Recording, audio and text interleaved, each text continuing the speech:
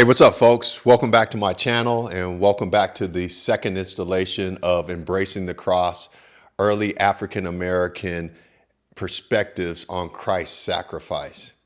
Now, previously we reviewed some of the pioneers of African American preaching during slavery and their interpretation of Jesus' sacrifice and crucifixion. Today we're going to continue in that series and identify abolitionists and individuals who critically thought about slavery and its impact on African Americans and how Christianity and the cross addressed the reality of slavery in the 19th century.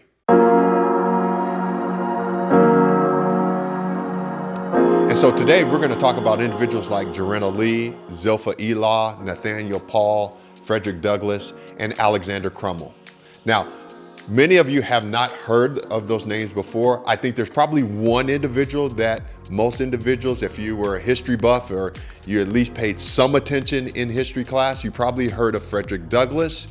But many of the other names that I just mentioned, you probably have never heard of. So I would highly encourage you to take the time to Google them, do your own homework and research, and find out who these individuals are. Again, they played a critical role in American history, African American history, and church history. Now, Jarena Lee, she was a trailblazer. She was born in 1783, and she broke barriers as the first female preacher in the AME, or African Methodist Episcopal Church. This was an accomplishment because while decked out in the 19th century fashion, making her the ultimate multitasker, she was a preacher and a pioneer. Lee felt an irresistible pull to preach, a call she confidently brought to the doorstep of the Reverend Richard Allen. Richard Allen was the founder of the AME Church. However, Allen's response was less than enthusiastic. See, there was a lot of bureaucracy even back then.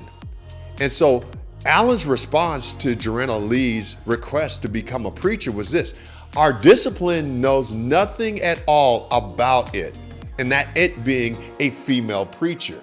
And so he remarked that in their polity, there was nothing that enforced or reinforced that females would be able to have the ability to preach. It was part of the quote-unquote church's rule book. Now, Lee refused to take no as an answer. She actually countered Allen's church polity with Theology 101. She stated that salvation is for all, so why should preaching be a boys' club? After all, she quipped, wasn't Mary the first to preach the resurrection? Thus, she was saying, take that, Reverend Allen. Lee's ministry wasn't just a struggle against social norms, but also a cosmic battleground. She faced down Satan, who in a role reversal wasn't the guy in red, but a spiritual bully intent on derailing her divine mission. Yet, Lee clung to the cross like it was her personal spiritual armor, proclaiming, "Thou shalt never return from the cross." Thus, like the Apostle Paul's ultimate fan club member, Lee adopted her writings with zeal, using them as both her spiritual playbook and her pep talk in moments of doubt. Her memoirs echoed the apostle's steadfastness, particularly in Romans 8:35-39, where she reminds herself that nothing, not even the church rules or Satan, could separate her from the love of God. Now, the second individual that we're going to talk about is Zilpha Elaw. Unlike many of her contemporaries, she was born free, an advantage that made her preaching career both possible yet perilous. Her unique position didn't exempt her from danger as she ventured into the Confederate South, boldly proclaiming a message that was unpopular as it was revolutionary.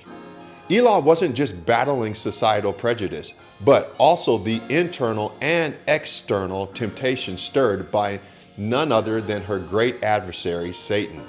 She faced derision not just from her gender and race, but also for her Methodist affiliation, making her a triple threat, or more accurately, a triple target.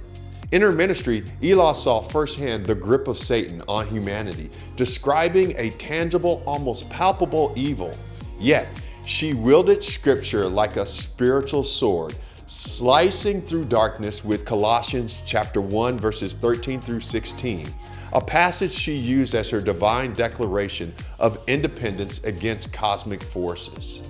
Elaw's opposition wasn't just metaphysical, but flesh and blood, with even Presbyterian ministers joining forces against her. Yet, Elaw saw these human foes as mere pawns of a larger, darker game played by supernatural powers, a game she was determined to win by preaching, and preaching Christ crucified. Elaw's ministry culminated in powerful conversions, like that of a young man who was on his deathbed, who thanks to her ministry was led to a discernment of the great atonement for sin in the cross of Jesus Christ. Elaw's stories aren't just tales of redemption. They're actually cosmic smackdowns against the powers of darkness. Now, Nathaniel Paul was an abolitionist, but he was an abolitionist with a divine agenda. He wasn't just a preacher, he was a freedom fighter with a clerical collar. Born in 1793 to a free black family in New Hampshire, Paul channeled his privileged status into activism, making it his mission to dismantle the institution of slavery, one fiery sermon at a time. Paul's sermon on July 5th, 1827, delivered the day after Independence Day, wasn't your typical post-holiday fare. Instead of leftover barbecue and sparklers, he served up a blistering critique of American hypocrisy, calling slavery a hateful monster and a demon of avarice and oppression. Paul didn't just condemn slavery as immoral, he suggested it was demonic, a product of cosmic evil influencing humanity. And by invoking the imagery of a hateful monster and a demon of avarice, Paul was pointing a theological finger at the forces of darkness. That, in his view, were the real masterminds behind slavery. Paul therefore drew a straight line from the fall of Adam and Eve to the moral decay of slavery.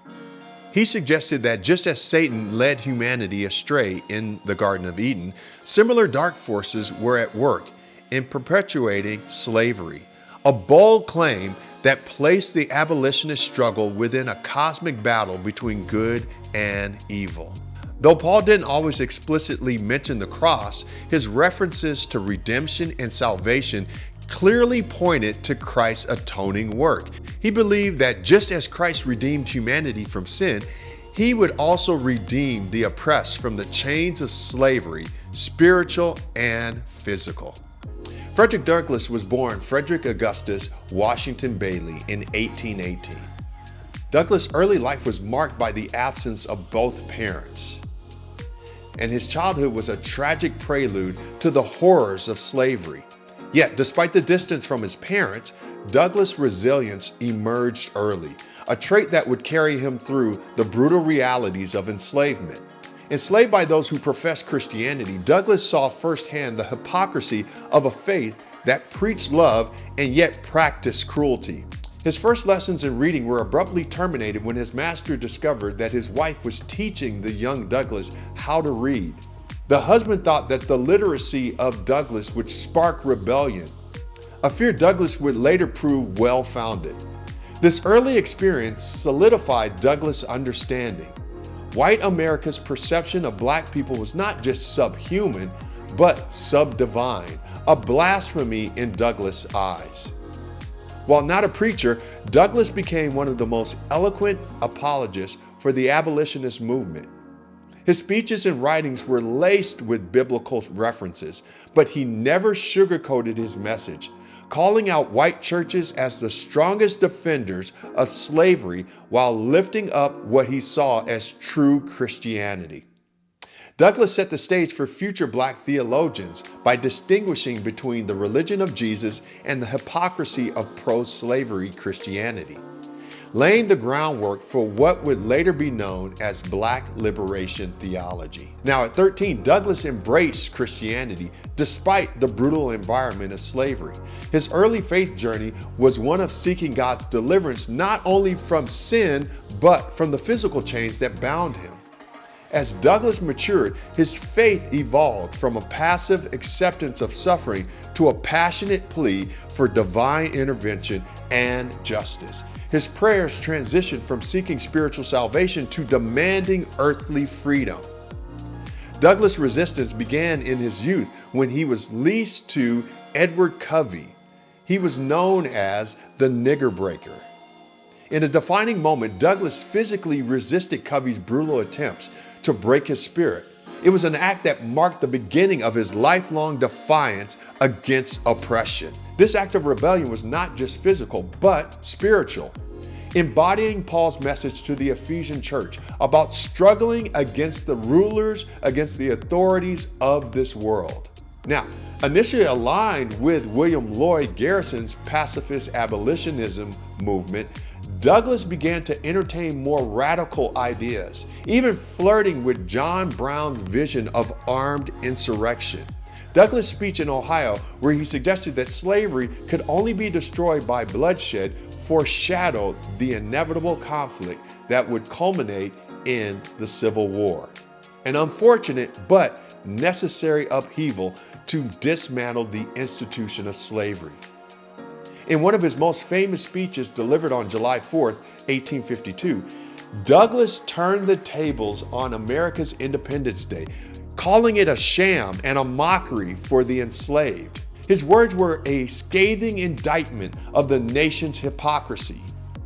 Douglass' critique wasn't just of the nation, but also of the church, which he saw as complicit in the sin of slavery. He challenged Christians, therefore, to live up to the true teachings of Christ, rather than the twisted version that justified oppression. Now, while James Cone is often credited as the father of Black liberation theology, it is Douglass' work that laid the foundation for liberation theology. His speeches and his writings consistently return to the theme of liberation, not just from physical bondage, but from spiritual and systemic oppression. It was Douglass' influence that can be traced through the work of later theologians like Howard Thurman, Martin Luther King Jr., and James Cone himself, who picked up Douglass' mantle and continued the fight against the cosmic powers of their own times. Douglass celebrated the Emancipation Proclamation and the abolition of slavery, but he was acutely aware that the struggle for freedom was far from over. The lingering effects of slavery, from Jim Crow laws to racial violence, continued to haunt African Americans. Douglass' final years were marked by a somber recognition that while legal freedom had been won, the battle for dignity, equality, and justice would continue for generations to come, echoing the never-ending struggle that Paul described in his own letters. If Douglass were here today, he might chuckle at the idea that slave owners feared teaching their slaves to read, and that their reading could lead to rebellion. After all, Douglass did just that. His wit and his wisdom were sharp enough to cut through the absurdities of his time, reminding us that while the fight for freedom is serious, a well-timed laugh can be a powerful weapon against tyranny. The next person that we're going to talk about is Alexander Crummell, and Alexander Crummell's legacy is incredible. He was an individual who was a pastor, a preacher, but he also was an intellectual and someone who was able to speak to the issues of slavery and how it impacted the African American community. Now, Alexander Crummell's father, his name was Boston Crummell. And Boston Crummell famously declared to his slave owner that I will serve you no longer, thus earning his freedom, not through legal emancipation, but through sheer determination. This inherited spirit of defiance against oppression clearly shaped Alexander's own mission. Despite living in a society that often seemed intent on crushing the spirits of African Americans, Crummell held an unshakable belief that his people would not only survive, but thrive, demonstrating their undeniable worth to even the most skeptical of their white counterparts. Alexander Crummell was determined to join the Episcopal clergy. However, he faced challenges and difficulty because of racism. the denomination rejected black priests altogether. It was like trying to squeeze a camel through the eye of a needle. It was almost an impossible feat. But Crummell would not be denied. Despite one of the Episcopalian bishop's blatant racist acts, Crummell did not flinch. Instead, he pushed forward, embodying the very essence of turning the other cheek, albeit with the added flair of a well-aimed theological punch.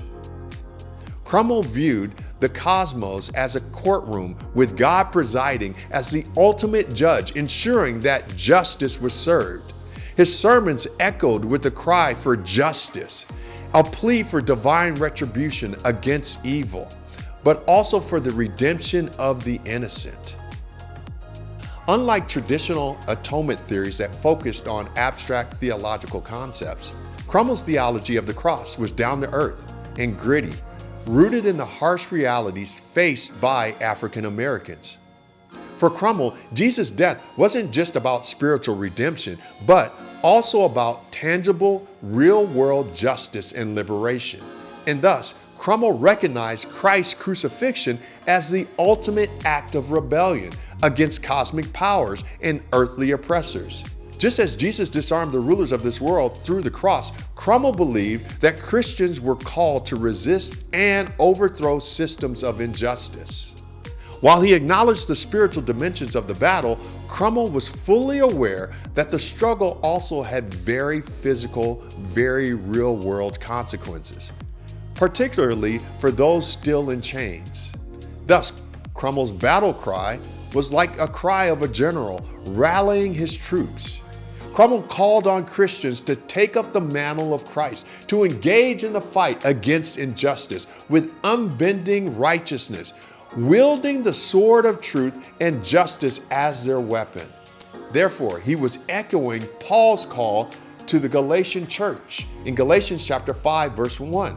Crummell urged his fellow believers to stand firm in their freedom and never submit to the yoke of slavery, whether spiritual or physical, ever again. Crummell's life was a study in irony. He was a man of deep theological conviction who spent his life battling the very institution that claimed to represent Christ on this earth. Now, if irony had a face, it might just look like Crummell's stern yet bemused countenance as he faced down his many adversaries, faith with a side of wit, while deeply serious about justice and righteousness. Crummell's life and sermons were not without a touch of humor, perhaps best captured in the fact that he managed to make even his rejection from the Episcopal Church into a divine joke, one that in the end he had the last laugh.